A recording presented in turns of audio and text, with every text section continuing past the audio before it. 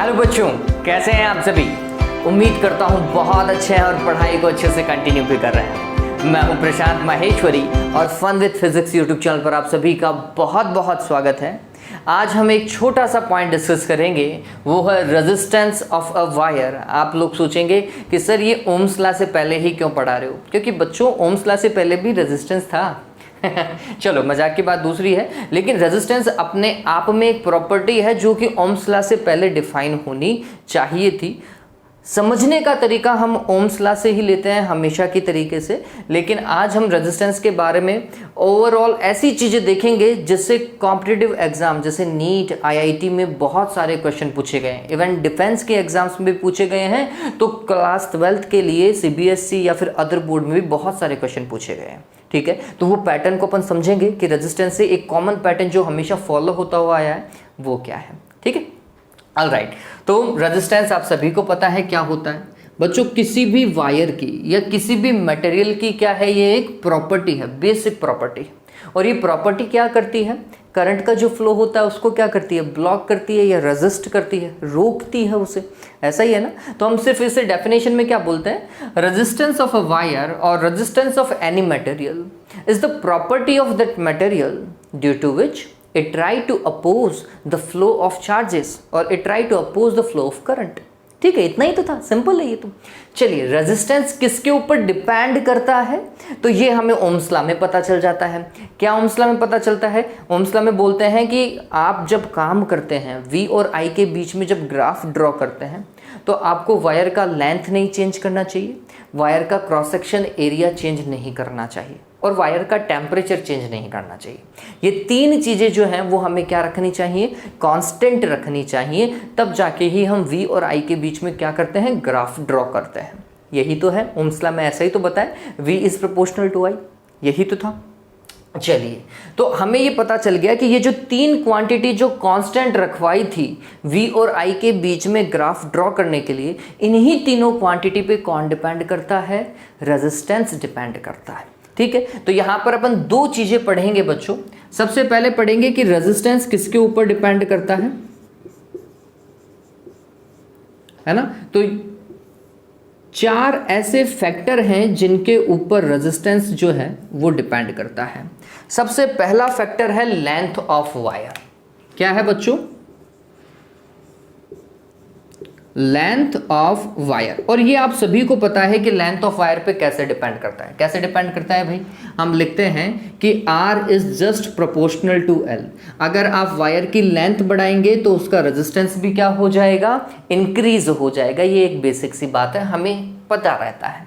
और क्या है भाई, क्रॉस सेक्शन एरिया। और किस पे डिपेंड करता है, क्रॉस सेक्शन एरिया के इनवर्सली प्रोपोर्शनल होता है। मतलब वायर जितना ज़्यादा थिक होगा, मोटा होगा, उसका रेजिस्टेंस उतना ही कम होगा। कहने का मतलब ये है, क्रॉस सेक्शन एरिया जितना ज़्यादा होगा या रेडियस जितना ज़्यादा होगा या डायामीटर जितना ज़्यादा होगा, उसका रेजिस्टेंस उतना ही कम होता जाएगा। ध्यान में रखिएगा। तो हम इसे कुछ ऐसा लिखते हैं, R is proportional to 1/A। और नॉर्मली A का फॉर्मूला ध्यान में रखें, A is equals to pi R square use किया जाता है। वायर के लिए क्या यूज किया जाता है, पाई आर स्क्वायर, जिसे कई बार हम पाई D डिवाइडेड बाई 2 का स्क्वायर भी लिखते हैं। अरे डायामीटर का हाफ ही तो करना पड़ता है रेडियस को कैलकुलेट करने के लिए, यही तो करना पड़ता है। ठीक है, चलिए थर्ड क्वांटिटी कौन सी है बच्चों, टेम्परेचर है। इसे खैर हम आगे डिस्कस करेंगे। टेम्परेचर को हम आगे डिस्कस करेंगे कि टेम्परेचर पे कैसे डिपेंड करता है। और एक प्रॉपर्टी ऑफ मटेरियल है, तो ये मैटर के ऊपर भी डिपेंड करता है कि वो पर्टिकुलर थिंग जो है वो क्या है, वो कंडक्टर है, वो सेमी कंडक्टर है, वो इंसुलेटर है ना। और कंडक्टर में भी बहुत सारे अलग अलग तरीके के कंडक्टर्स हैं, सेमी कंडक्टर्स में भी बहुत अलग अलग तरीके के सेमी कंडक्टर्स हैं। तो फिर सभी हर एक का, जैसे लेट्स सपोज करो मैं दो मैटर लेता हूँ, एक लिया हमने कॉपर और एक लिया हमने सिल्वर। ठीक है, दोनों का रेजिस्टेंस अलग अलग होगा। क्यों, क्योंकि दोनों मैटर अपने आप में अलग अलग प्रॉपर्टी रखते हैं। ठीक है, दोनों में नंबर ऑफ फ्री इलेक्ट्रॉन्स अलग अलग है, इसलिए दोनों का रेजिस्टेंस भी क्या है बच्चों, अलग अलग है। ये बात ध्यान में रखना। ठीक, टेम्परेचर पे कैसे डिपेंड करेगा ये हम आगे समझेंगे, आगे एक पॉइंट मतलब एक पूरा वीडियो इसी के ऊपर बताएंगे कि जिसमें टेम्परेचर को इंक्रीज करने पर क्या इफेक्ट होता है और डिक्रीज करने पर क्या इफेक्ट होता है। ठीक है, वो अपन डिस्कस करेंगे, वो आगे अपना एक टॉपिक होगा। चलिए, तो ये क्लियर हुआ। ओके, तो यहां से अगर इन दोनों से मैं देखूं तो एक फॉर्मेट मेरे पास में बनता है, वो क्या है, R is proportional to L divided by A, यही बनेगा। तो फिर ये क्या हो जाएगा, R is equals to rho L divided by A। Rho क्या है बच्चों, हम बोलते हैं एक तरीके का कांस्टेंट है, और इस कांस्टेंट को क्या बोलते हैं, रेजिस्टिविटी। क्या बोलते हैं इसे, रेजिस्टिविटी बोलते हैं। ठीक है, या फिर इसे बहुत सारी बुक्स में स्पेसिफिक रेजिस्टेंस भी बोला जाता है, स्पेसिफिक रेजिस्टेंस। 10th में बताओ इसे याद किया था आपने, कैसे याद किया था, तरीका बताऊं।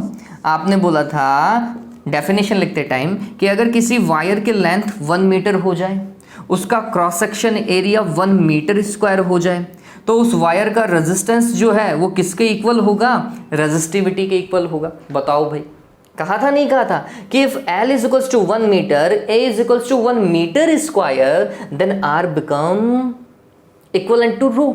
ठीक है ना, R किसके बराबर हो जाता है, इक्वलेंट टू रो हो जाता है, रेजिस्टिविटी के बराबर हो जाता है। तो हम कहते हैं किसी यूनिट लेंथ और यूनिट क्रॉस सेक्शन वायर का रेजिस्टेंस ही क्या होता है बच्चों, उसकी रेजिस्टिविटी होता है, स्पेसिफिक रेजिस्टेंस होता है। ठीक है, ये दोनों ही क्वांटिटी अलग अलग हैं, ये अलग चीज है, वो अलग चीज है, ये अलग है, ये अलग है, दो अलग अलग चीजें हैं, दोनों की डिपेंडेंसी अलग अलग है। जैसे रेजिस्टेंस इन चारों पे डिपेंड करता है, जबकि जो रेजिस्टिविटी है ना बच्चों, उसका फॉर्मूला आप ऐसे दे रहे हो, कोई दिक्कत नहीं है, RA डिवाइडेड बाय L आप ऐसा दे रहे हो, लेकिन ये कभी भी डिपेंड नहीं करेगा ना तो इस पे ना ही इस पे।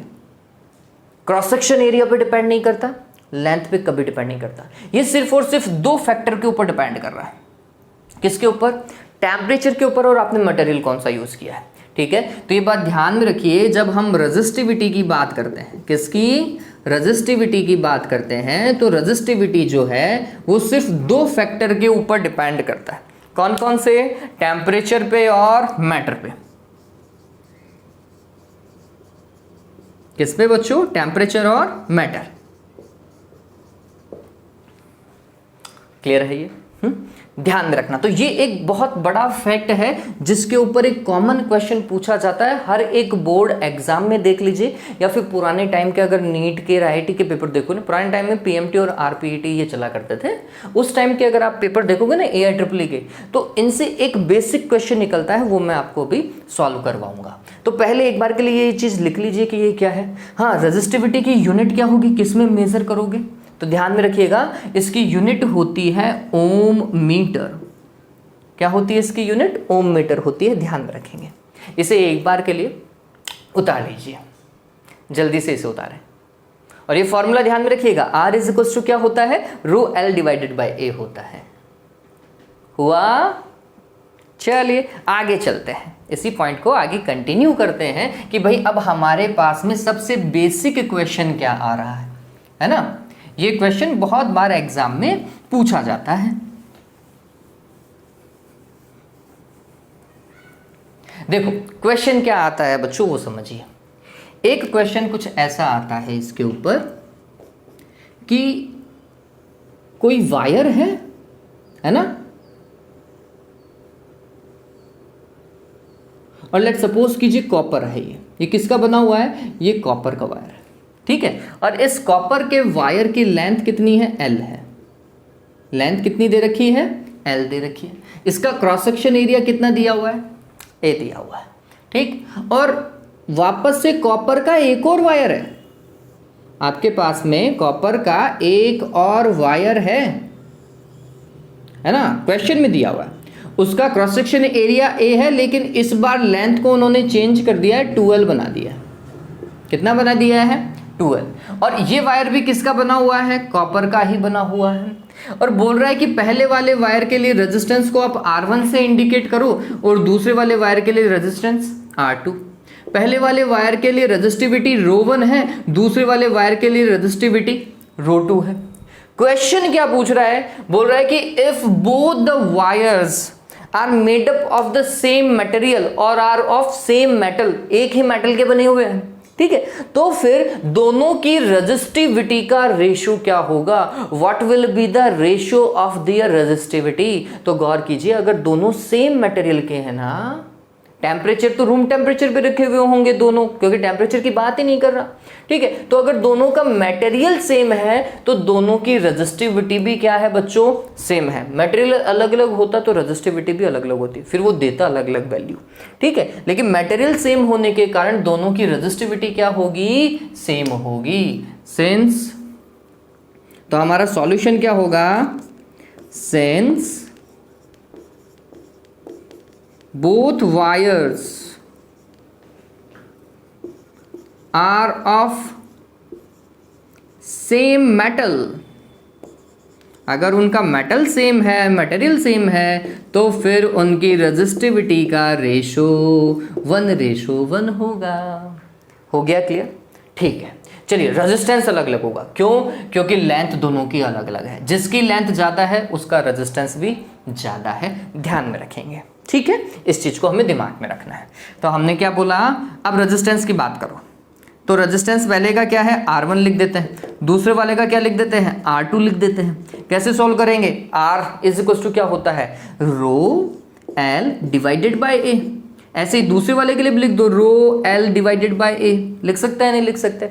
चलिए, पहले वाले के लिए length L1, cross section area A1, दूसरे वाले के लिए length L2, cross section area A2, दोनों की रेजिस्टिविटी तो सेम थी, क्रॉस हो गई क्या। चलो वैल्यू पुट करो, L1 की वैल्यू कितनी है L, और A1 की वैल्यू कितनी है A, दिया हुआ है ना, जो दिया हुआ है उसके अकॉर्डिंग काम करो। ऐसे ही L2 की वैल्यू कितनी है 2L, देखो वायर की लेंथ दी हुई है 2L, और A2 की वैल्यू A ही है, तो A से A भी कैंसिल हो जाएगा, L से L भी कैंसिल हो जाएगा, क्या हो जाएगा 1:2। पता चला क्या, रेजिस्टेंस का रेशो अलग अलग है, जबकि रेजिस्टिविटी का रेशो क्या है, सेम है, 1:1 है रेजिस्टिविटी और 1:2 है रेजिस्टेंस। ये कॉमन क्वेश्चन है जो कि कभी IIT या EEE की एग्जाम में पूछा गया था, लेकिन अब ये क्वेश्चन हर एक बोर्ड एग्जाम में आता है, तो ये चीज ध्यान में रखें। मैंने कॉपर लिया है, वो कुछ भी ले सकता है ना, आपकी बोर्ड एग्जाम में शायद मेटल बोले आर ऑफ सेम मेटल ऐसा बोले, कॉपर वॉपर भी नहीं बोलेगा, ठीक है, आर ऑफ सेम मेटल बोलेगा तो भी यही करना है। बात समझ में आ गई क्या देवताओं, क्लियर है, जल्दी से उतारो। ये एक बहुत बेसिक क्वेश्चन है, बहुत बेसिक क्वेश्चन है ये, हो गया डन, ऑलराइट। चलिए अब आगे काम करते हैं, इसको हटा रहा हूं मैं। एक क्वेश्चन और आता है, ये इतना कॉमन नहीं है लेकिन पूछा जाता है। मतलब आप देखेंगे कि अगर 5 से 7 सालों का पेपर उठाएंगे पीछे का, तो आपको ये क्वेश्चन एक बार ही आया हुआ मिलेगा। तो मतलब CBSE या अपने बोर्ड पेपर्स के, स्टेट बोर्ड पेपर देखोगे ना, तो 10 सालों के पेपर देखोगे तो उनमें 2 बार ही मिलेगा ये क्वेश्चन। इतना कॉमन नहीं है लेकिन पूछा गया है।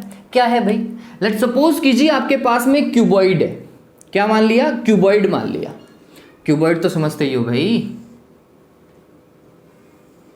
है ना, ऐसा घनाभ हम बोलते हैं हिंदी में, क्या बोलते हैं, घनाभ, क्यूबॉइड। जैसे आपका रूम, नॉर्मली रूम क्या होते हैं, क्यूबॉइड ही होते हैं, ठीक है। और इस क्यूबॉइड के अंदर क्या है भाई, इसके लिए ये जो इसका लेंथ दे रखा है ना, ये this one, that is L, small l, और ये जो दे रखी है ये, इसे मैं मान लेता हूं B, ठीक, चलो इसको हाइट मान लेते हैं, इसको h मान लेता हूं। और ये यहां से लेकर यहां तक का, या यहां से लेकर यहां तक की ये जो चीज है, इसे लेंथ मान लेते हैं, ठीक है, ऐसा हमें पता है। अब क्वेश्चन देखो, क्वेश्चन कैसे कैसे आता है। अब इसके अंदर क्वेश्चन बोल रहा है कि इस क्यूबॉइड का अगर ऐसा पासा पकड़ लिया जाता, ये क्यूबॉइड किसका बना हुआ है, किसी भी मेटल या किसी भी मटेरियल का बना हुआ है जिसकी रेजिस्टिविटी रो है, रेजिस्टिविटी रो है, और बोल रहा है कि यहां पर हमने एक पॉइंट लिया x और यहां पर हमने एक पॉइंट लिया y, और आपको रेजिस्टेंस कैलकुलेट करना है किसका, x और y के बीच में। मतलब ऐसे तार जोड़ दी, यूं जोड़ा हुआ है ये, ठीक है, ऐसे लंबाई में जोड़ा हुआ है। तो आप मानो कि ये क्यूबॉइड होता, ठीक है, चलो ये क्यूबॉइड मान लेते हैं, ये क्यूबॉइड ही है, ठीक है, ये क्यूबॉइड ही है। तो अगर इसको कैसे कनेक्ट किया है, तो एक इधर तार जोड़ दिया और एक इधर तार जोड़ दिया, तो क्यूबॉइड ऐसा सीधा का सीधा जुड़ गया। अब बोल रहे इसका रेजिस्टेंस कैलकुलेट करो। कैसे करोगे, तो हमें पता है कि रेजिस्टेंस का फॉर्मूला क्या होता है, वो समझिए। तो हमने बोला रेजिस्टेंस आर एक्स वाई, इसके लिए हमें क्या क्या चाहिए, हमें लेंथ चाहिए, ठीक है, और हमें एरिया चाहिए।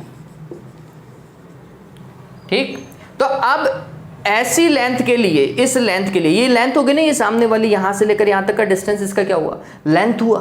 तो लेंथ क्या है, आप देखेंगे एल है। अगर ऐसे पकड़ोगे वायर को तो इसकी लेंथ क्या आएगी, एल आएगी। ठीक है, तो क्रॉस सेक्शन एरिया क्या, इस एल को छोड़ दो, बची हुई दोनों साइड यूज कर लो। ये जो सामने दिखाई दे रहा है ना, क्रॉस सेक्शन एरिया ये होगा। तो अब ये क्रॉस सेक्शन एरिया है क्या बच्चों, रेक्टेंगल है क्या। रेक्टेंगल क्या होता है, एल इंटू बी होता है। चलो एल इंटू बी करोगे तो यहाँ पर ये तो है एच और ये है बी, तो इसका एरिया हो जाएगा एच बी या बी एच। तो फिर इसका जो रेजिस्टेंस है, एग्जैक्टली अगर मैं बोलूं तो रेजिस्टेंस लिखा जाएगा, यहां पर एक्स वाई लिख देता हूं, एक्स वाई के लिए, और यहां पर लिख देते हैं रेजिस्टेंस। अब इनमें से जो भी मैं बता रहा हूं, इनमें से कोई भी एक तरीके का पूछ लेगा एग्जाम में, है ना। तो रेजिस्टेंस क्या हो जाएगा, आंसर है R X Y is equals to rho L divide by A. Rho ऐसा का ऐसा, एल की वैल्यू क्या रखोगे, एल ही रखोगे, और ए की जगह क्या लिख देना, बी एच लिख देना। ठीक है, इस तरीके से ये काम होगा। आपको सिलेंडर वायर का तो पता ही था। सिलेंडर वायर में आप क्या कर रहे थे, सिलेंडर वायर में आपने यही तो बोला था कि ये अगर सिलेंडर है और इसको ऐसा पकड़ लिया किसी ने, तो फिर आपने बोला कि सर ये तो लेंथ है ना, और ये इसका क्रॉस सेक्शन है। तो आपने आर क्या लिखा था, R is equals to rho L divide by A, और अगर ए को आगे डिफाइन करते तो हम पाई आर स्क्वायर लिखते सिलेंडर के लिए। अरे लिखते नहीं लिखते बच्चों, ऐसा ही तो करते। ऐसा ही इसमें करो, ऐसा ही इसमें करो। ठीक है, अब चलो देखो आगे, देखो इस चीज को, कोई जरूरी नहीं है हमेशा वो ऐसे ही पकड़े, कोई जरूरी नहीं है, वो ऐसे भी पकड़ सकता था। एक ऊपर से पकड़ लिया और एक नीचे से पकड़ लिया, एक ऊपर से और एक नीचे से पकड़ लिया, है ना, ऐसा यूं ऐसा पकड़ लिया। अब क्या करोगे, यहां पे लिख देते हैं P, यहां लिख देते हैं Q। अब बताओ, अगर इस साइड को और इस साइड को नीचे से पकड़ ले तो फिर क्या करोगे। तो हमने बोला इस बार लेंथ यहां से लेकर यहां तक की है, समझ रहे हो। ये सामने वाली साइड जो है ना, इसकी तो लेंथ आएगी। अरे ऐसे पकड़ोगे, ऐसे एक वायर ऊपर से एक वायर नीचे से, ऐसा, इसको ऐसा रखो, ऐसा पकड़ा है, ऐसा पकड़ लिया उसको। अगर ऐसा पकड़ लिया तो लेंथ कौन सी, लेंथ यही है। ये लेंथ कौन सी है, एच है क्या। ये वाला साइड यहां से लेकर यहां तक का एच है क्या। तो हमने बोला अगर इसे PQ से देखते ना, तो PQ से उसकी लेंथ आती क्या बच्चों, H आती। अगर H लेंथ है तो फिर क्रॉस सेक्शन एरिया क्या हो जाता, बच गई साइड कौन सी, बच गई साइड है L और B। ठीक है, यही तो बच गया, ये ऊपर वाला ही तो रह गया क्रॉस सेक्शन के अंदर। तो फिर हमने बोला कि बच गई साइड LB थी, तो क्रॉस सेक्शन एरिया इनसे बनेगा। तो फिर इस बार अगर हम देखेंगे RPQ देखते तो वो होता रो, L की जगह लिखा जाता H divided by L into B. पता चल गया। चलो ये ऐसा पकड़ लिया, ये ऐसा भी तो पकड़ सकता था बच्चों। अब देखो, अब कौन सा, अपन ने इसको पकड़ लिया है, अपन इसको भी पकड़ चुके हैं। अरे ये सामने वाला पकड़ा क्या, ये सामने वाला, एक सामने वाला और एक पीछे वाला। देखो कैसे,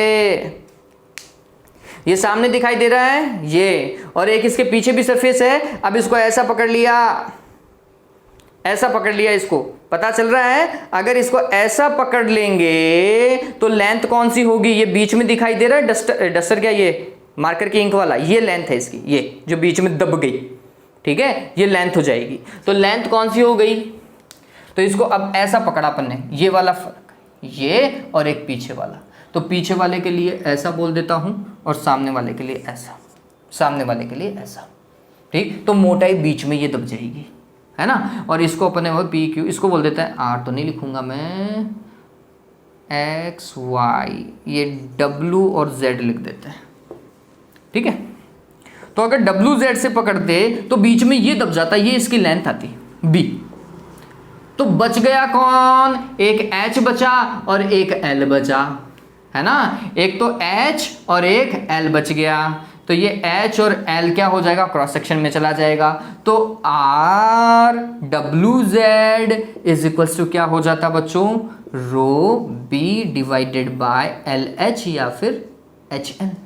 इस तरीके से काम करते हैं, ठीक है। तो ये ध्यान में रखो, उसने पकड़ा कैसे है वो इंपॉर्टेंट है, ठीक है। नॉर्मली क्या पूछता है, नॉर्मली या तो ऐसा पकड़वाएगा या फिर ऊपर और नीचे वाला पकड़वा देगा, ठीक है। ऐसा जनरल क्वेश्चन आता है। तो इन तीनों में से कोई भी एक तरीका दे देगा और पूछेगा कि रेजिस्टेंस का फॉर्मूला क्या बनेगा, बना सकते हो क्या, किसी भी क्यूब के लिए बना सकते हो, नहीं बना सकते हो, बना सकते हो ना।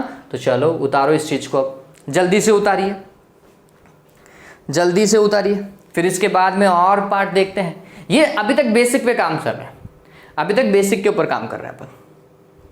हो गया, डन। चलिए स्क्रीनशॉट ले लिया ना। अब देखो आगे नेक्स्ट पार्ट देखते हैं। इसका नेक्स्ट पार्ट बहुत सिंपल है और इतना ज़्यादा सिंपल है कि नीट के लास्ट के 10 पेपर में, 10 नहीं 15 मान लो, 15 पेपर में 10 बार पूछा गया है। इतना ज़्यादा कॉमन क्वेश्चन है वो, ठीक है। और उसके में बहुत सारे क्वेश्चन मैं आपको करवा दूंगा, एक आध छूट जाए तो वो प्रैक्टिस के लिए होंगे, पैटर्न एक ही रहेगा, ठीक है। वो पैटर्न बहुत प्यारा है। और ये भी देखा गया है कि आजकल जो बोर्ड एग्जाम है ना बच्चों, उन बोर्ड एग्जाम में भी वो पॉइंट जो है बहुत बार यूज किया गया है ना। तो डिस्कस करते हैं उस चीज को। अब हम बोल रहे हैं कि किसी वायर को, समझना, अगर किसी भी वायर को स्ट्रेच किया जाए, खींच दिया जाए, तो फिर रेजिस्टेंस पर क्या इफेक्ट पड़ेगा, ठीक है। जब हम ये काम कर रहे हैं तो हम मास को कांस्टेंट ले रहे हैं, उसका जो वॉल्यूम है उसे हम क्या कर रहे हैं, कांस्टेंट ले रहे हैं। तो समझिए ये वायर है, ठीक है। और जब आप इस वायर को ऐसे स्ट्रेच करोगे तो इसकी लेंथ क्या हो जाएगी, इंक्रीज हो जाएगी, ठीक है। वायर की लेंथ इंक्रीज हुई तो उसका ये जो क्रॉस सेक्शन एरिया है, ये जो मोटाई है, वो क्या हो जाएगी, डिक्रीज होगी। अरे आप खींचोगे तो वायर पतला नहीं होगा क्या, होगा। सिंपल सी बात है, रबर को खींचते हो तो क्या हो जाता है, लेंथ बढ़ती है, तो फिर इसका क्रॉस सेक्शन कम हो जाता है ना, मोटाई कम हो जाती है। तो ये चीज हमेशा दिमाग में रखना। और ये कब है, जब उसका वॉल्यूम चेंज नहीं हुआ है। आपने खींचा तो जितना वॉल्यूम पहले था उतना ही वॉल्यूम बाद में था, ठीक है। तो हम बोल रहे हैं, देखिए,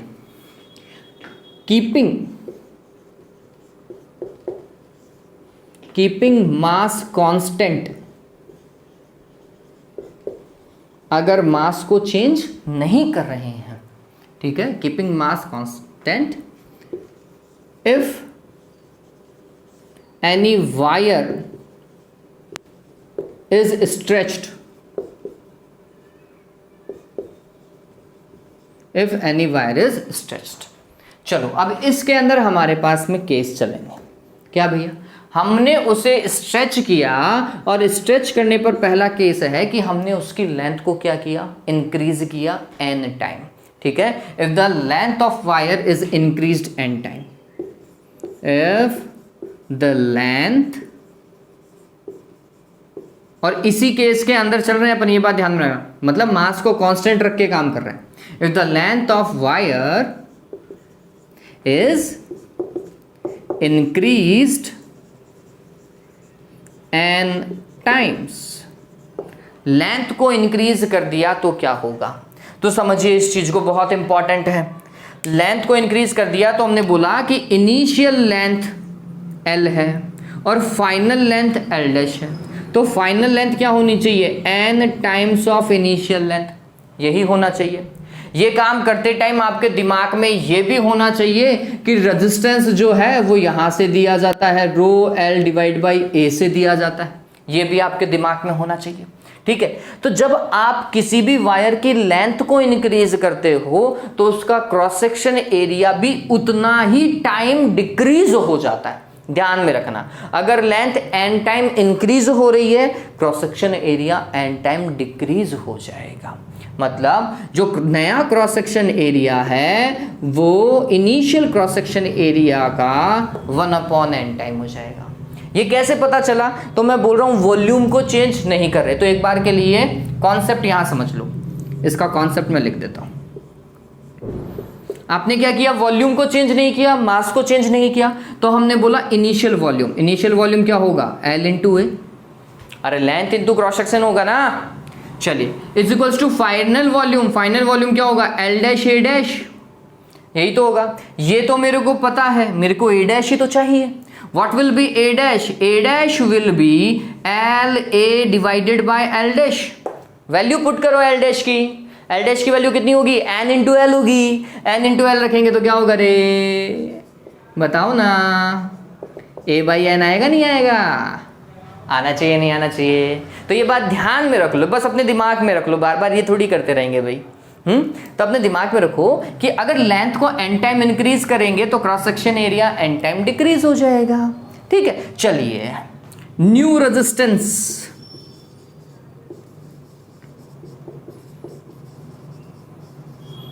न्यू रेजिस्टेंस आर डैश क्या हो जाएगा? Rho L dash divided by A dash, ऐसा ही होगा ना। चलिए वैल्यू पुट कीजिए। तो rho what is L dash? That is N L. What is A dash? A divided by N. N कहाँ जाएगा? ऊपर। एन से एन मल्टीप्लाई होगा, एन स्क्वायर। ठीक है, तो हम इस एन स्क्वायर को पहले ही लिख लेते हैं। ठीक है, एन स्क्वायर को पहले ही लिख लिया। एन स्क्वायर को पहले लिखा तो क्या बचा? रो एल डिवाइड बाई ए आ रहा है क्या? बताओ भाई, ऐसा ही है क्या? और गौर कीजिए, रो L divided by initial resistance है। क्या है? Initial resistance. तो फाइनली हमें पता चला कि जो नया रेजिस्टेंस है वो इनिशियल रेजिस्टेंस का एन स्क्वायर होगा। वो इनिशियल रेजिस्टेंस का एन स्क्वायर होगा। पता चल गया नया रेजिस्टेंस। तो ये अपने दिमाग में रख लो कि अगर किसी वायर को आप इंक्रीज कर रहे हो, एन टाइम्स उसकी लेंथ इंक्रीज कर रहे हो, तो उसका जो नया रेजिस्टेंस है वो इनिशियल का क्या हो जाएगा? N square time. जैसे वायर को अपन ने खींचा और ट्वाइस कर दिया, दुगना लंबा कर दिया। ठीक है, तो अगर आपने 2 गुना उसे लंबा कर दिया, ट्वाइस द इनिशियल हाइट कर दिया, लेंथ कर दिया, तो रेजिस्टेंस क्या होगा? 2 का क्या? स्क्वायर करो। स्क्वायर करोगे तो कितना आएगा? 4R हो जाएगा। ठीक है, अगर आपने खींच करके उसे 3 टाइम्स ऑफ इनिशियल कर दिया, 3 टाइम्स ऑफ इनिशियल कर दिया तो 3 का स्क्वायर करो, 9R हो जाएगा। मतलब इंक्रीज होगा। लेंथ बढ़ेगी तो वैसे भी रेजिस्टेंस तो बढ़ेगा। ठीक है, बात समझ में आ गई। तो ये एन स्क्वायर मल्टीप्लाई ही होगा, डिवाइड नहीं देना। क्यों नहीं देना? इसका कॉन्सेप्ट क्या है? तो हम बोलेंगे if length get increased so that resistance get increased. ठीक है, लेंथ इंक्रीज होगी तो रेजिस्टेंस भी इंक्रीज होगा। ऐसा अपन ने कॉन्सेप्ट बना दिया। इसका एक और पार्ट देखो, बी पार्ट देखते हैं। ये हो गया। चलो एक बार अपन ने लेंथ को क्या करवा दिया? इंक्रीज करवा दिया। एक ऐसा भी तो हो सकता है शायद क्रॉस सेक्शन एरिया को बोल दे कि डिक्रीज हो गया है। If cross section area is decreased n times। चलिए, तो इस बार बोल रहा है कि नया cross section area A dash है, वो क्या होना चाहिए? इनिशियल का 1/n होना चाहिए। तो देखो क्रॉस सेक्शन एरिया अगर जितना कम हो रहा है, लेंथ उतनी ही इंक्रीज हो जाएगी। वापस से वही सिनेरियो है क्या? बस इस बार यहां से नहीं बोला, लाइन को यहां से बोल दिया। हो जाएगा क्या? बताओ। होगा ही होगा, होना ही है, वो कहां जाएगा? वापस से आर डैश क्या आएगा? डायरेक्ट लिख रहा हूं, R dash is equals to N square R. Same है, एज इट इज है, क्योंकि ये चेंज नहीं हुआ। ठीक, चलो थर्ड वन, ये बहुत शानदार है। क्या भाई? देखो, if radius of wire is increased n times। अब किसको भैया? ना तो वो लेंथ को चेंज कर रहा है, ना ही क्रॉस सेक्शन को चेंज कर रहा है, तो किसको चेंज किया? रेडियस ऑफ वायर को। चलिए, रेडियस ऑफ वायर का लेना देना किससे? क्रॉस सेक्शन एरिया से। A is equal to pi R square ही तो बोलते हो। तो अब समझो इस चीज को, अगर रेडियस ऑफ वायर को इंक्रीज करेंगे, कॉन्सेप्ट देखिए, रेडियस ऑफ वायर को इंक्रीज करेंगे तो क्रॉस सेक्शन एरिया इंक्रीज होगा। क्रॉस सेक्शन एरिया अगर इंक्रीज हुआ, क्रॉस सेक्शन एरिया अगर इंक्रीज हुआ तो रेजिस्टेंस डिक्रीज हो जाएगा। ठीक है, तो ये बात ध्यान में रखना। फाइनल जो फॉर्मेट आएगा उसमें n जो है वो मल्टीप्लाई नहीं होना चाहिए, मल्टीप्लाई हो जाएगा तो बढ़ जाएगा, क्या होगा, डिवाइड में जाएगा n। अब वो n जाएगा, n स्क्वायर जाएगा, n क्यूब जाएगा या n टू द पावर 4 जाएगा, वो अपन देखेंगे। ठीक है, लेकिन ये ध्यान में रखना कि वो n मल्टीप्लाई में तो नहीं जाएगा, किस में जाएगा, डिवाइड में जाएगा। चलो काम करते हैं, क्या हुआ वो देखो। तो वो बोल रहा है रेडियस, नया रेडियस देखिए r डैश, वो कितना हो गया, इनिशियल का हो गया 2r, सॉरी 2r नहीं nr, ठीक है, n टाइम्स हुआ है ना। चलिए, तो नया क्रॉस सेक्शन एरिया क्या हो गया, a dash is equals to pi r dash का स्क्वायर। ठीक है, तो ये ऐसा कैसा लिखा, पाई ऐसा कैसा, r डैश की वैल्यू कितनी है, nr है, तो nr का क्या हो जाएगा, स्क्वायर हो जाएगा। तो a dash is equals to क्या हो गया बच्चों, pi n square r square. इसे मैं क्या लिख दूं, n square pi r square लिख दूं, क्या बताओ। ठीक है, ये चलिए, ये एरिया हो गया, initial area, cross section area. So a dash is equals to n square है। ठीक है, अब देखो एरिया इंक्रीज हो रहा है तो लेंथ डिक्रीज हो जाएगी, उतने ही टाइम। इसका मतलब अगर ये आया है तो ये फिक्स है, क्या, ये L divided by n square होगा। ठीक है, जितना टाइम ये इंक्रीज हुआ उतना टाइम ये डिक्रीज होगा, या फिर उल्टा करूं, जितना टाइम ये डिक्रीज हुआ उतना टाइम ये इंक्रीज होगा। ठीक है, ये बात ध्यान रखना, दोनों उल्टे चलेंगे एक दूसरे के। डन हुआ, ओके, आगे काम करते हैं। अगर ऐसा है बच्चों तो हमने बोला r dash is equals to rho L dash divided by a dash, value put करो, रो L डैश की वैल्यू कितनी है, L divided by n square, और a डैश की वैल्यू है n square a, n square into n square, n to the power 4, और वो भी नीचे, और ये क्या होगा, rho L divide by A ही आ रहा है क्या। गौर कीजिए, इनिशियल रेजिस्टेंस डिक्रीज हो जाएगा n to the power 4 times. बात समझ में आई। तो जब आप रेडियस के साथ में छेड़छाड़ करते हैं तो resistance n to the power 4 में चला जाता है। अब ये सोचो, उसने रेडियस को इंक्रीज किया था n टाइम, तो resistance n to the power 4 time decrease हुआ। अगर यहां पे वो लिखता if the radius of wire is decreased n times, क्या लिखता वो, डिक्रीज्ड n टाइम्स लिखता, तो r डिक्रीज तो a डिक्रीज है ना, r डिक्रीज तो a डिक्रीज तो रेजिस्टेंस इंक्रीज। तो फिर ये n टू द पावर 4 कहां लगता, ऊपर लगता, नहीं लगता ना। तो ये चीज हमें दिमाग में रखनी पड़ेगी। मैं आपको एक ही सिनेरियो करवा रहा हूं, लेकिन ये चीजें अपन को दिमाग में रखनी पड़ेंगी। ठीक है, डन हुआ। चलिए, तो पता चल गया n स्क्वायर r कब आएगा और r divided by n to the power 4 कब आएगा। क्लियर हुआ ये। चलो, अब हमारे पास में एक छोटा सा पॉइंट बचा हुआ है, क्या, परसेंटेज चेंज इन रेजिस्टेंस। क्या बचा हुआ है, परसेंटेज चेंज इन रेजिस्टेंस बचा हुआ है। चलो उतारो एक बार के लिए, जल्दी से इसे उतार लीजिए।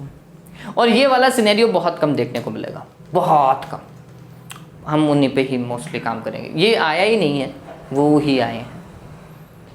उतार लिया, स्क्रीनशॉट लिया, चलो डन, ओके ग्रेट।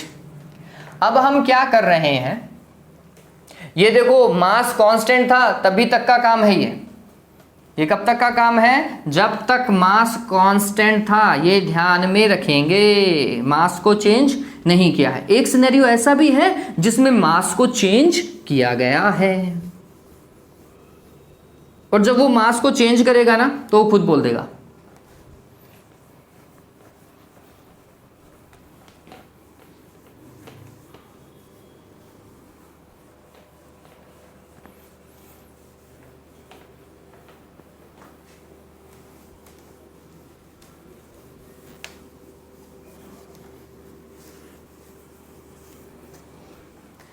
ओके चलिए देखो,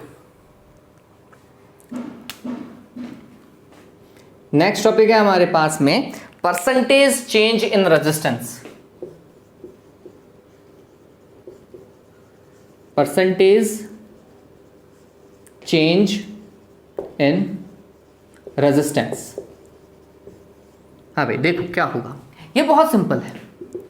final resistance minus initial resistance divided by initial resistance into 100%। ये ध्यान रखना, ठीक है, ये बहुत सिंपल सा है। अब इसको अगर मैं थोड़ा सा और इलेबरेट करूं, व्हेन लेंथ इज इंक्रीज्ड, है ना, तो लेंथ इज इंक्रीज्ड में क्या होगा, एन टाइम इंक्रीज करोगे तो इसकी जगह क्या लिखोगे, n² r लिखोगे। रेजिस्टेंस भी तो n² हो जाता है, तो n² r minus r divided by r क्या हो जाएगा, n² - 1 इंटू 100%। बोलो बहुत जल्दी होगा नहीं होगा, होगा। तो जब कॉम्पिटिटिव एग्जाम में बात करेंगे ना और लेंथ को इंक्रीज कर रहा होगा, उस केस में मैं डायरेक्ट काम करूंगा। कैसे, वो समझिए। तो यहां पर अपन ने स्टार लगा करके लिख दिया, if length is increased n times, उस केस के अंदर r डैश क्या हो जाता है, n² r हो जाता है। तो परसेंटेज चेंज क्या होगा, percentage change in resistance, formula तो वही है, r dash minus r divided bye r into 100। r dash की वैल्यू कितनी, n² r minus r divided bye r into 100। चलो r को क्या लिया common, n² - 1 divided by r into 100 and that means n² - 1 into 100 और फिर क्या लगा लीजिएगा, परसेंटेज लगा लीजिएगा। ये तो क्लियर है ना, ये सिंपल मैथमेटिक्स की है। r को कॉमन लिया और कुछ नहीं किया, n² - 1 कर दीजिएगा, हाथों हाथ आंसर, हाथों हाथ आंसर। ठीक है, जब आपको पता चले कि लेंथ कितने टाइम इंक्रीज हो रही है, डन हुआ। चलिए, कई बार इस चीज को और चेंज करता है, क्या क्या चेंज करता है वो देखो। कई बार वो ऐसा बोल देता है बच्चों कि लेंथ इज इंक्रीज 10%। अब वो ये नहीं बोल रहा कि थ्राइस कर दी या ट्वाइस कर दी या फिर 1.5 टाइम की, ऐसा नहीं बोल रहा। अब वो बोल रहा है length is increase 10%, length is increase 5%, ऐसा बोल रहा है।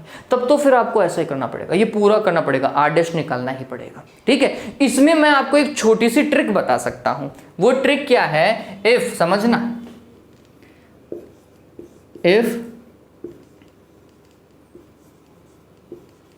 लेंथ इज इंक्रीज्ड, ओके, इसको थोड़ा सा चेंज करते हैं, इफ इंक्रीज्ड लेंथ, थोड़ा सा चेंज कर लेते हैं, इफ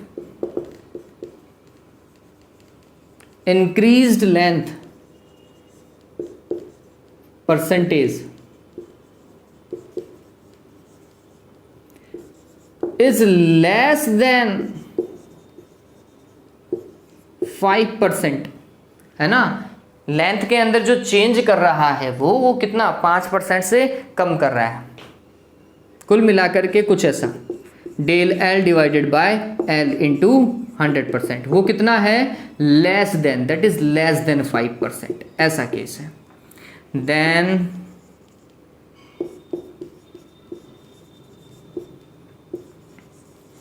परसेंटेज चेंज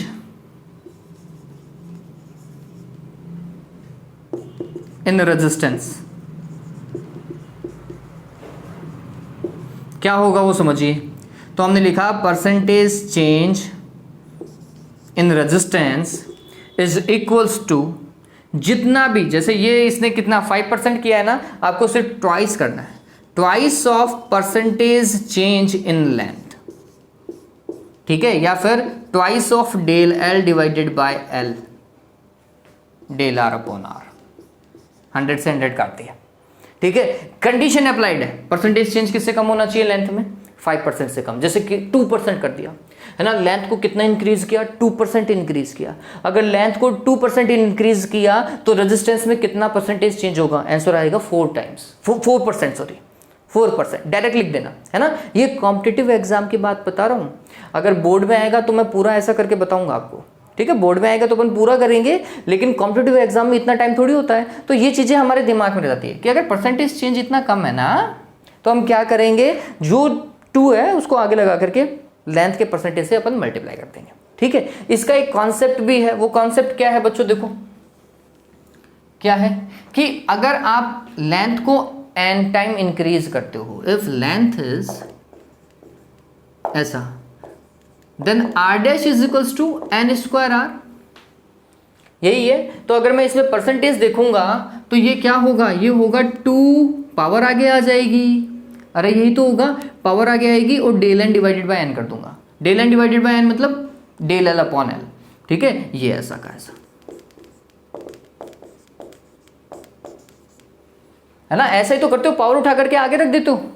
आप एरर निकालते थे ना, एरर में क्या करते थे, अगर आपको परसेंटेज एरर निकालनी हो और किसी भी क्वांटिटी के आगे उसका स्क्वायर चल रहा हो, तो आप क्या करते हो, उसकी जो पावर है उठा करके आगे मल्टीप्लाई कर देते थे। ठीक है, मैं वही कॉन्सेप्ट यूज कर रहा हूँ, और कोई अलग से कॉन्सेप्ट नहीं है मेरे पास में। ठीक है, तो उससे हमने ये चीज सीखा कि अगर परसेंटेज चेंज 5% से कम है तो हम ये काम कर सकते हैं, अगर 5% से ज्यादा है तो फिर हमें काम आगे की ओर देखना पड़ेगा। ठीक है, ये क्लियर हुआ, डन है। चलो एक चीज और बता देता हूं, इतनी सारी रामायण की अपन ने, जब मास कांस्टेंट था, final the resistance of a wire is given in terms of mass। अगर रेजिस्टेंस जो है वो किसकी टर्म में दिया हुआ हो, मास की टर्म में दिया हुआ हो, तो फिर रेजिस्टेंस का फॉर्मूला क्या होना चाहिए उसे हम डिस्कस करेंगे। देखिए हमने रेजिस्टेंस पढ़ा था R is equals to rho L divided by A, यही पढ़ा है। यहाँ पे थोड़ा सा समझिए बच्चों, अगर हम मास को देखते हैं तो मास का एक फॉर्मूला सभी को पता है, डेंसिटी मल्टीप्लाइड विद वॉल्यूम, यही तो है बच्चों। और अगर हम देखें तो ये कुछ ऐसा हो जाएगा, डेंसिटी को कैपिटल D से रिप्रेजेंट कर रहा हूँ, वॉल्यूम क्या होगा, A into L, cross section area multiplied with length. यहाँ से आप एरिया का फॉर्मूला कैलकुलेट कर सकते हैं, क्या हो जाएगा, mass divided by density and L, यही होगा। ये फॉर्मूला यहाँ पुट कीजिए। ठीक है, तो फिर हमारे पास में जो रेजिस्टेंस का फाइनल फॉर्मेट आना चाहिए वो आएगा रो L divided by mass and divided by density and length. Density और लेंथ कहाँ जाएगा, ऊपर जाएगा। फॉर्मेट क्या हो जाएगा, रो फिर density and L square, L into L, L square divided by what, M. ये ध्यान में रखिएगा, ये रेजिस्टेंस का फॉर्मूला है। अब ये भी हमें पता है कि किसी मटेरियल की डेंसिटी कांस्टेंट होती है, रेजिस्टिविटी भी कांस्टेंट होती है, तो उस केस में रेजिस्टेंस जो है वो कन्वर्ट हो गया एल स्क्वायर बाई एम के प्रोपोर्शनलिटी में, है ना। ये दोनों तो कांस्टेंट टर्म है, तो अगर इनको मैं हटाऊं तो प्रोपोर्शनलिटी लगा सकता हूं, तो ये क्या हो जाएगा, एल स्क्वायर बाई एम हो जाएगा। हुआ क्लियर, डन है। इसके ऊपर न्यूमेरिकल है बच्चों, न्यूमेरिकल है। चलो स्क्रीनशॉट लो, जल्दी से स्क्रीनशॉट लो, फिर हम न्यूमेरिकल्स करना चालू करते हैं जल्दी से। आईआईटी के अंदर एक क्वेश्चन आया था और बहुत सिंपल था, परसेंटेज चेंज ऑफ रेजिस्टेंस के ऊपर था। किस पे था, परसेंटेज चेंज इन रेजिस्टेंस के ऊपर था, और बोल रहा है कि कोई वायर है, उस वायर की लेंथ को 10% इंक्रीज कर दिया गया है। अब देखो लेंथ को 10% में बोल रहा है, तो कैसे काम करेंगे, तो मैं आपको पहले तो ये काम करके बताऊंगा कि बोर्ड में अगर यही सवाल आ जाए तो कैसे सलटारा करोगे। बोर्ड का भी काम करेंगे और उसी के साथ में आईआईटी और नीट में आ गया तो फिर हम उसे कैसे जल्दी कर सकते हैं वो भी अपन देखेंगे। ठीक है, चलिए देखो तो क्या होगा, क्या बोल रहा है क्वेश्चन देखिए।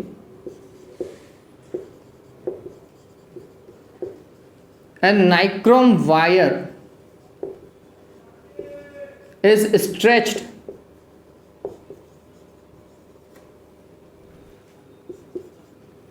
to, कैसा लिखा हुआ था वो ऐसा कैसे लेता हूँ, stress to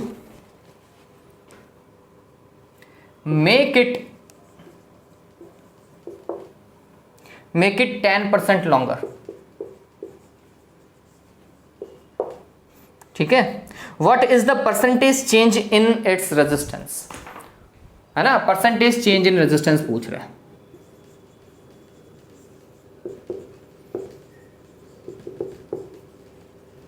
और ये आईआईटी का सवाल है, सोचो ये कभी आईआईटी में आया हुआ है. कितना सिंपल सवाल है वो, देखो सॉल्यूशन देखो. आप वैसे पूरा भी करोगे ना तो भी जल्दी करोगे. कैसे भैया, तो हमने बोला कि लेंथ में परसेंटेज चेंज 10% है, ये 5% से ज़्यादा है, तो हम डायरेक्ट तो काम नहीं कर सकते. हाँ आएगा आंसर ऑलमोस्ट 20% के आसपास ही, डबल कर देना उसके आसपास में बैठेगा, आएगा उसके आसपास ही, लेकिन कितना आएगा वो देखेंगे. चलिए, तो length L dash, new length बता रहा हूँ मैं. New length is equals to initial length plus 10% increase करो, 10% ऑफ एल. ऐसा ही करें. चलिए, इनिशियल लेंथ कितनी एल, और ये 10/100 कर दूं क्या? ऐसा ही किया जाएगा. ये तो सिंपल मैथमेटिक्स है, जल्दी से सॉल्व करो. लाइट चली गई तो ब्राइटनेस कम हो गई होगी बच्चों. इसको सॉल्व किया 100L और 10L, कितना हो गया? 110L हो जाएगा क्या, divided by 100, what will be the value? 1.1L. ठीक है, अब इससे देखो फायदा हो गया. क्या फायदा हुआ? L dash is equals to 1.1L. देखो क्या फायदा हुआ, हमें n की वैल्यू पता चल गई. Length is increased 1.1 times of L. Length is increased 1.1 time. ठीक है, इससे क्या पता चला? n की वैल्यू. अगर L डैश ये है तो A डैश क्या होगा रे? A डिवाइडेड बाय 1.1 होगा ना, होगा. ये चीजें बस समझने की हैं, ये चीजें. सो द न्यू रेजिस्टेंस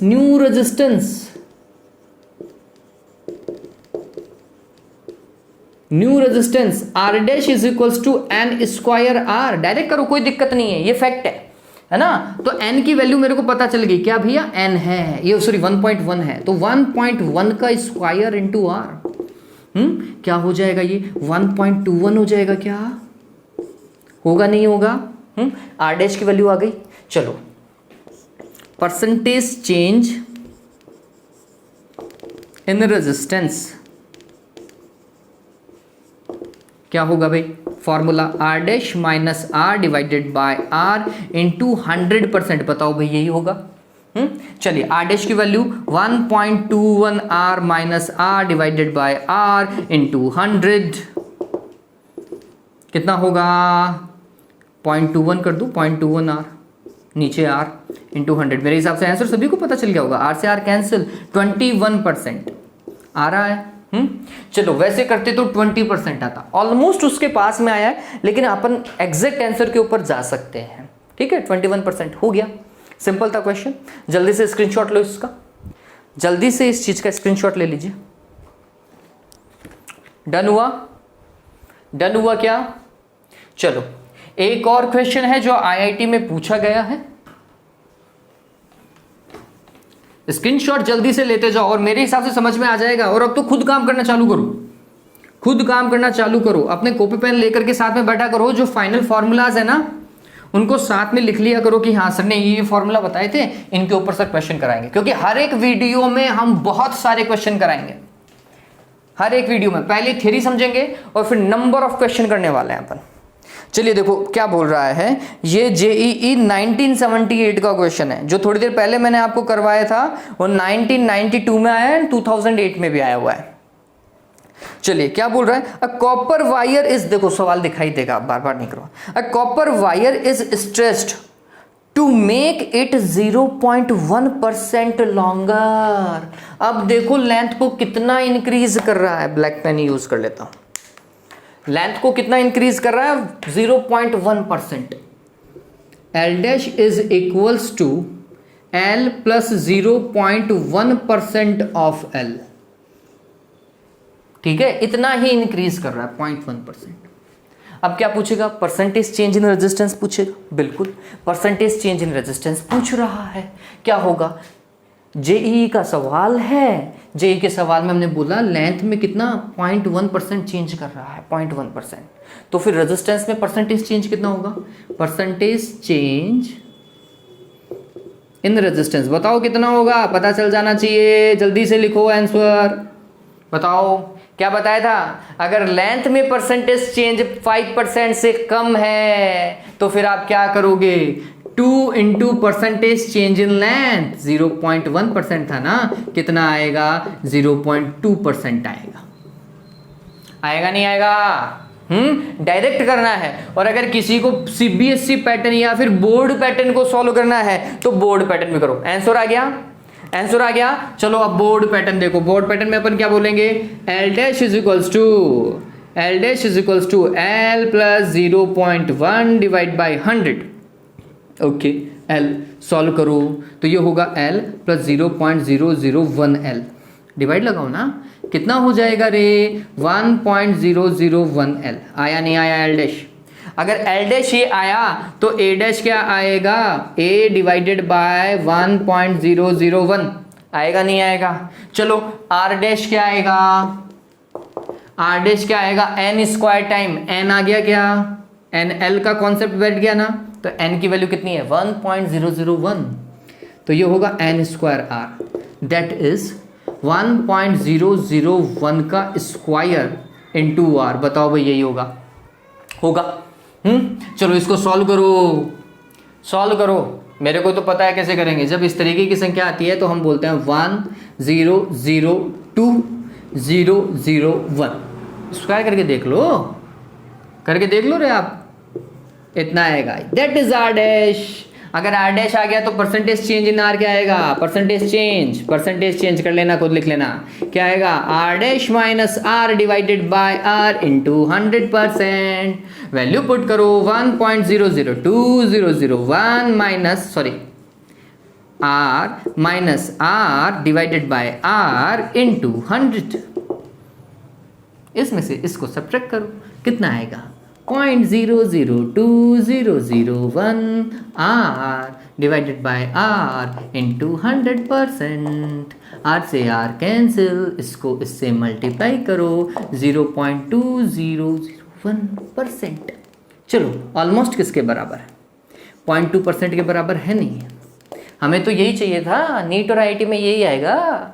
ठीक है, पता चल गया क्या, बोर्ड के तरीके से भी सॉल्व कर लिया, अब आगे नहीं करूँगा। ठीक है, अब जितना हो गया जो हो गया, तरीका पता चल गया ना। चलो अब ऐसे कितने सवाल आए हैं वो देखना। आप बोलोगे सर ये भी आया है, सर ये भी आया, ये उतार लिया ना। इतने सवाल करने वाला है अपन।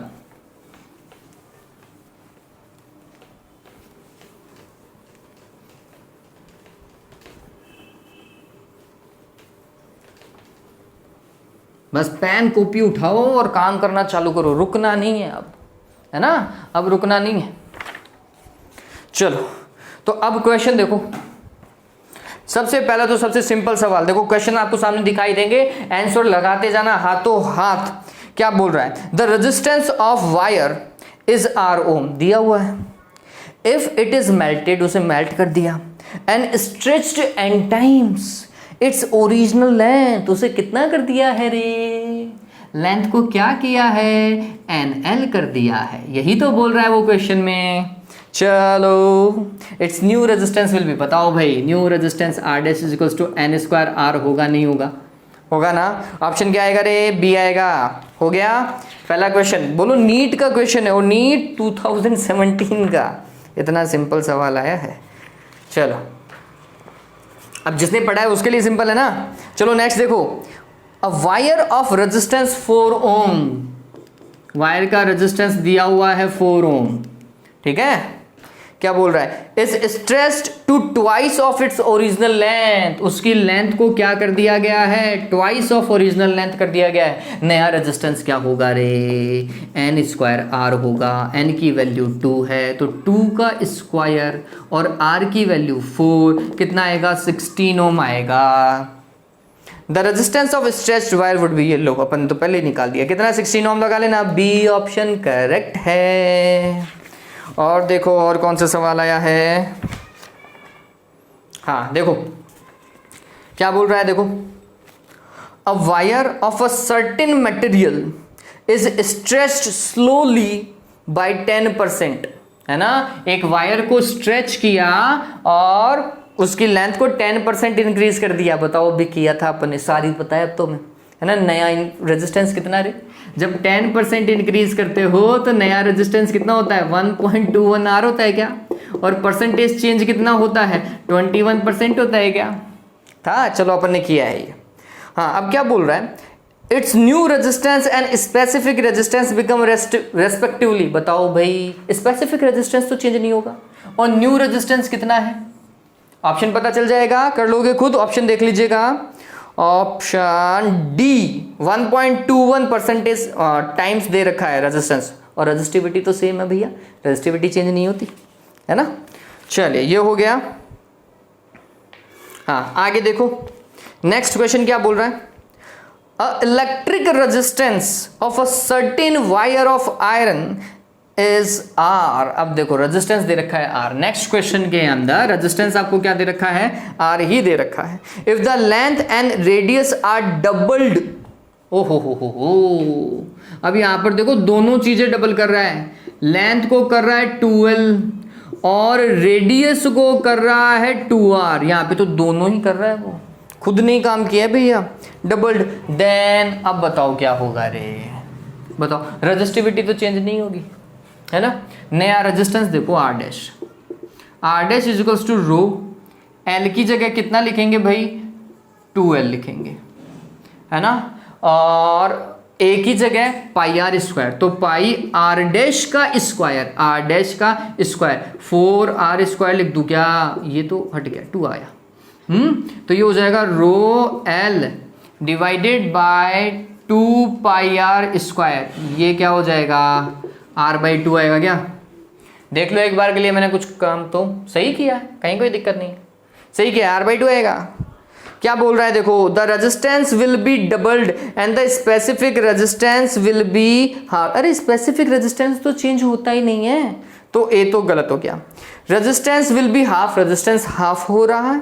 Specific resistance will remain unchanged, बिल्कुल ठीक बात है, स्पेसिफिक रेजिस्टेंस चेंज नहीं होगा, रेजिस्टेंस r/2 हो गया। ये बी सही है, और कोई ऑप्शन पढ़ने की रिक्वायरमेंट नहीं है, बी लगा लीजिएगा। फिर इसके बाद में देखो क्या बोल रहा है,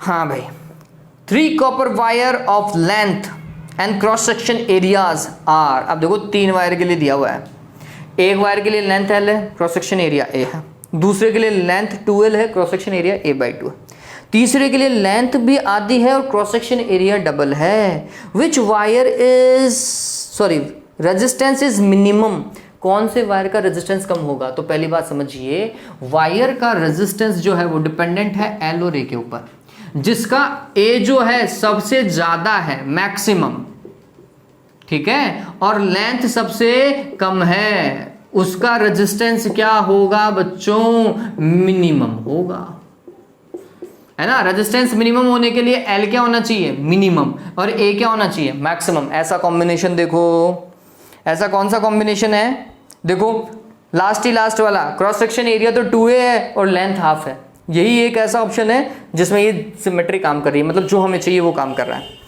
तो देख लीजिएगा, ये जो थर्ड वायर है ना, इसका रेजिस्टेंस मिनिमम है बच्चों, थर्ड वायर के लिए क्या बोल रहा है, wire of cross section area 2a, ये लो फर्स्ट सही है, wire of cross section area 2a has the minimum resistance, ठीक है, हो गया ये। चलो और ओके, और ये फाइनल क्वेश्चन 1988 अपने जन्म से भी पहले का है। देखो क्या बोल रहा है, the mass of the wire of copper is in the ratio of 1:3:5। मास के लिए बोल रहे हैं, बताया था ना तरीका, मास के लिए तरीका बताया था नहीं बताया था, देखो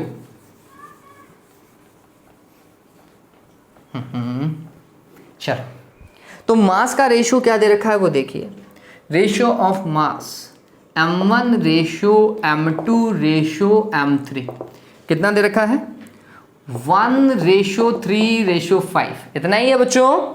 चलो और आगे क्या बोल रहा है, लेंथ आर इन रेशियोज, हमें यही चाहिए होता है, अगर आप वो फॉर्मूला समझ चुके थे तो आपको पता चल जाएगा, लेंथ और मास पे डिपेंडेंट है रेजिस्टेंस, है ना। 5:3:1, the ratio of their electrical resistance is, क्या होगा भाई, है R1 ratio R2 ratio R3 करूं, क्या बताया था, R is proportional to L square by M बताया था ना। क्या हो जाएगा रे, ये कुछ ऐसा हो जाएगा, L1 का square divide by M1, L2 का स्क्वायर डिवाइडेड बाय M2 और L3 का square divided bye M3। L की वैल्यू 5 का square divided bye M1 1, L2 का स्क्वायर 3 का स्क्वायर डिवाइडेड बाय M2 के लिए 3 लिखोगे, L3 का स्क्वायर मतलब 1 का स्क्वायर डिवाइडेड बाय M3 5 लिखना, यही होगा, ये तो कैंसिल। कितना आया 25 रेशो 3 रेशो 1/5। अरे नहीं, ये तो ऑप्शन ही नहीं है। एलसीएम लो, एलसीएम लेंगे तो 5 से मल्टीप्लाई करो, पूरे को 5 से मल्टीप्लाई करो, 125 रेशो 15 रेशो 1, ये जिसमें मैच कर जाएगा उसको आंसर लगा लेना। D option, D is the correct. 125 ratio 15 ratio 1 हुआ, क्या हुआ। चलो, तो मेरे हिसाब से सवाल अपन ने ठीक ठाक कर लिए हैं। एक आध सवाल और हैं जो आपके होमवर्क के लिए हैं। क्वेश्चन नोट डाउन करो, क्वेश्चन नोट डाउन करो। देखो सामने दिखाई दे रहा होगा, क्या है, a constantan wire of resistivity rho is stretched to make it 2% longer, find the percentage change in its resistance. हाथों हाथ आंसर आ जाना चाहिए। परसेंटेज चेंज लेंथ में देखो 5% से कम है, तो रेजिस्टेंस में क्या होगा, आंसर निकल गया होगा। आया नहीं आया, 2004 में आया। अरे चलो एक और है, draw a graph to show the variation of resistance of a metal wire as a function of its diameter keeping the length and the temperature constant. आपको क्या करना है, डायामीटर और रेजिस्टेंस के बीच में ग्राफ ड्रॉ करना है। किसको कांस्टेंट रखना है, लेंथ और टेम्परेचर को। तो देखो R is inversely proportional to A वाला होता है ना, वही ग्राफ आएगा। क्यों, क्योंकि डायामीटर किससे रिलेटेड है, अरे D/2 हो जाएगा ना, ये 2 कहाँ जाएगा, ऊपर, मतलब 4 ऊपर जाएगा, D स्क्वायर नीचे। कुल मिलाकर के D और R तो इनवर्सली प्रोपोर्शनल हो जाएंगे। और इनवर्सली प्रोपोर्शनल का ग्राफ कैसे जाता है, शुरुआत में बताया था मैंने, बताया था नहीं बताया था। चलो कैसे जाएगा बता दूं क्या, ऐसा R और डायामीटर वाला ये हाइपरबोलिक, ठीक है, हो गया। चलो एक तो मैंने करवा दिया, एक का हाथों हाथ आंसर आ जाना चाहिए था। कमेंट बॉक्स में मेरे को आंसर चाहिए। चलो हैव अ ग्रेट डे बच्चों। उम्मीद करता हूँ आपको वीडियो बहुत अच्छा लगा होगा, क्वेश्चंस अच्छे से समझ में आ गए होंगे। ये क्वेश्चन वो हैं जो कि नीट और IITs में आए हुए थे। तो होपफुली सारा काम अच्छे से हो चुका है। वीडियो अच्छा लगे तो प्लीज़ लाइक और शेयर कीजिएगा। Have a good day, take care.